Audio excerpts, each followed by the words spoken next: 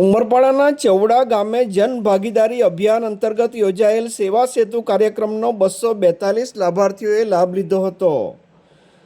ચવડા ગામની પ્રાથમિક શાળા ખાતે સરકારના જન ભાગીદારી અભિયાન અંતર્ગત સેવા સેતુ કાર્યક્રમનું આયોજન કરવામાં આવ્યું હતું. તાલુકા વિકાસ અધિકારી સનાભાઈ એમ કોલચા તેમજ તાલુકા પંચાયત સદસ્ય ગુલાબભાઈ વસાવા, ગામના સરપંચ ફતેસિંહભાઈ વસાવાની ઉપસ્થિતિમાં સેવા સેતુ કાર્યક્રમનો પ્રારંભ કરવામાં આવ્યો હતો. આ સમયે સરકારના વિવિધ વિભાગના અધિકારીઓ અને કર્મચારીઓ ઉપસ્થિત રહ્યા હતા.